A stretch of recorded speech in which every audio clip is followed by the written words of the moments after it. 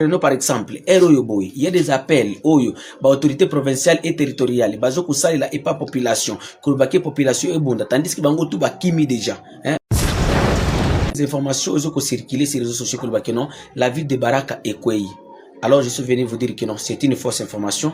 Moi-même je suis dans la ville de Baraka et Zali Lukuta seulement. Alors, Massassi alobi butu ezalaki po commandant secteur ou bien hiérarchie FRDC ezali ko benga batu ke bakene na front. Alors batu bazo ko boya parce que batu ko bakeno ba FRDC na bazo ko bakeno bango bakoki kondimate kino oyo lukute zo kozala epa ya autorité congolais et continuité. Na kati ya commune ya Katanga, il y avait de quelques accrochages entre les wazalendo de Mzema et les FRDC parce que les FRDC nyonso oyo bazalaki na kati ya na Uvira ou bazalaki na bakote Itombwe na wamwe plateau bango tu bakimi bakomi boya bakobunda su bitumba te bango bazolo bakeno bakozonga sur na opération te bakozonga sur na front te alors bango bazokende kaka Kalemi. Alors il y a des wazalendo bazolinga ba désarmer ba FARDC wana po ba arme etikala awa. Alors il y a hier awa na kati ya territoire de Fizi bandeko toza na bato ebele bazoko benga biso kotuna la voix de Kivu boni eza ndenge nini na koki ko sabino que non il y a des informations ezoko circuler sur les réseaux sociaux que non la ville de Baraka est Kwei. Alors je suis venu vous dire que non, c'est une fausse information. Moi-même je suis dans la ville de Baraka et Zali Lukuta seulement. Ville ya Baraka ezakozala ezozala Massassi ezokola ebele à tout le temps entre les FARDC na bazalendo comme lobby na côté ya monge à Mambango tango na tizokende na kati ya commune ya Katanga. Il y avait de quelques accrochages entre les wazalendo de Mzema et les FRDC parce que les FRDC nyonso oyo bazalaki na kati ya na Uvira ou bazalaki na bakote Itombwe na wamwe plateau bango tu bakimi bakomi sikoyo awa na Baraka bazoko kende vers Kalemi bazoko boya bakobunda su bitumba te bango bazolo bakeno bakozonga sur na opération te bakozonga sur na front te alors bango bazoko kende kaka Kalemi. Alors il y a des wazalendo bazolinga ba désarmer ba FARDC wana po ba arme etikala awa. Alors hier il y avait quelques accrochages selon nani wana na kati ya accrochage wana il y avait 8 armes ba FARDC oyo bunga kilobi oyo bazalendo ba botolaki au niveau de monge à Monsombo tango zoko kende awa toujours na kati ya ville ya Baraka mais dans la commune de Katanga. Alors, donc la ville de Baraka jusqu'à présent, Boutou a l'auto la Mokalilo 13, Massassi ezalaki ebele, Massassi ezalaki ebele pour ba FARDC, ba tiba to ebele ba benga kibiso na Boutou kotuna la voix de Kivu ebisa biso zandengeni toki keno na Baraka kuna Massassi eza ebele zandengeni la voix de Kivu lobisa biso. Alors Massassi alobi Boutou ezalaki po commandant secteur ou bien hiérarchie FARDC ezali ko benga batu ke bakene na front. Alors bato bazoko boya parce que bato bakeno ba FARDC na bazoko bakeno bango bakoki kondimate kino oyo lukute zo kozala epa ya autorité congolais et continuité. Prenons par exemple il y a des appels oyo ba autorité provinciale et territoriale bazoko sali la epa population kulbaki population et bunda tandis que bango tout bakimi déjà bango tout bakimi déjà les général ya kutumba zaki na meeting na kuna na Kaboke au niveau ya Swima.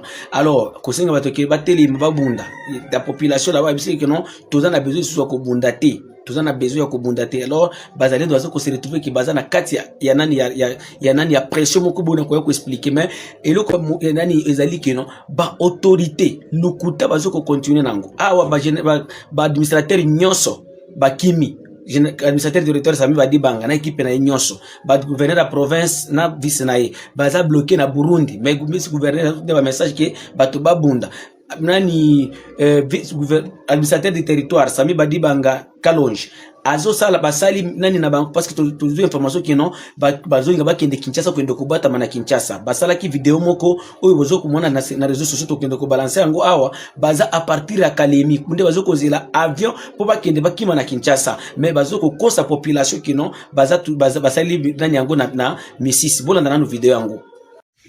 Après la réunion du conseil local de sécurité tenue ce vendredi 12 décembre 2025 à Misisi, village de groupement de Basikasilo, secteur d'Enkandia. Ensemble avec ses membres, nous demandons à la population des territoires de Fizi de rester calme et sereine. après la prise de la ville d'Ouvira le 10 décembre 2025 par le M23. La République démocratique du Congo est debout. Le président de la République, Félix Antoine Tshisekedi Tshilombo, et notre gouvernement national se battent pour que la paix revienne et que les territoires envahis par l'ennemi soient reconquis de nouveau. La nation congolaise est mobilisée. Les efforts sont consentis. Aucun centimètre de la République ne sera perdu. L'ennemi utilise les réseaux sociaux pour désinformer et créer la panique au sein de la population. Nous demandons à cette dernière de rester calme, d'évacuer librement à leurs occupations, à leurs activités. Nos FRDC, appuyés par les Wazalendo patriotes, nationalistes, loyaux, se déploient pour la protection de notre cher territoire et utilisent des tactiques pour une riposte aux ennemis de la nation.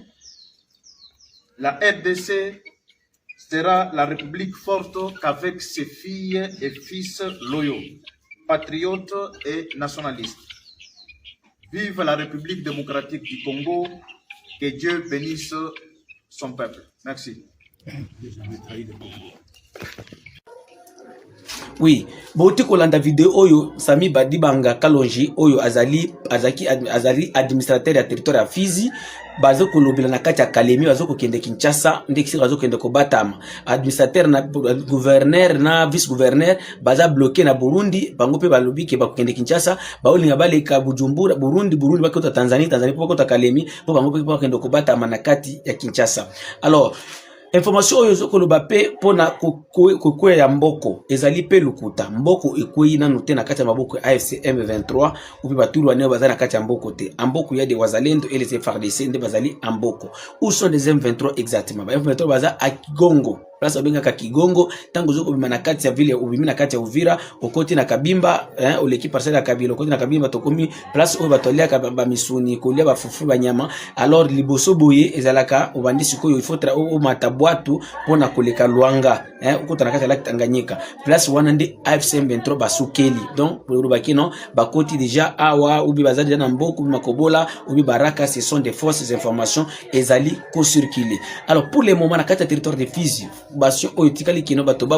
qu'est-ce qui se passe? Population territoire de Fizi et comme il y a pression et pas ya banani ya banana bango donc Bazalendo comme ça Bazalendo qui non babundate parce que front ya nani ya Luvungi ezalaki front oyo esengela ki non babunda corps et âme mais comme bazalaki nani front ezalaki percé alors ba population comme ko senga que non que leurs enfants aident ceux qui sont en train de venir pour que ba continuer na révolution oyo za makoloba la voix de Kivute eza maloba oyo ngai moko nazoko monango sur nazoko palper ango. Donc la situation est tellement critique et puis bazoko loba loko wana pona nini c'est parce que à l'air où je vous dis population ya Baraka population ya Fizi bazali ko kima ebele bazoko kende Tanzanie ebele bazoko kende Burundi et ceux qui komi Burundi bazoko zoemba la moko batini na camp de réfugiés ceux qui komi Tanzanie bakomi bazo batini na camp de réfugiés alors ba vieux sage ya Fizi bazoko mona ke non ekoki ko ya ko sala ke territoire etikala polele et puis ezanga batu ezala net sous ba période oyo eyaka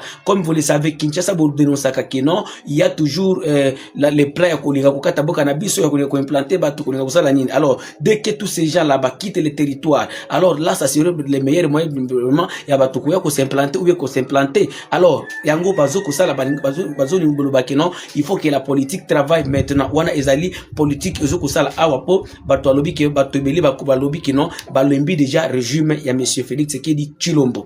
Comme vous le savez, na kokiko kendo ko rappeler bino boye bande ko ba téléspectateur à la voix de Kivu, territoire ya Fizi oyo lelo e comique déjà ko baye le président Félix Tshisekedi. Yangonde ezalaki bastion ya munene ya IDPS na kati ya est ya mboka ya Congo donc de Kisangani jusqu'au Katanga. Comment en 2011, Fizi avait voté Tshisekedi wa Mulumba à 99%.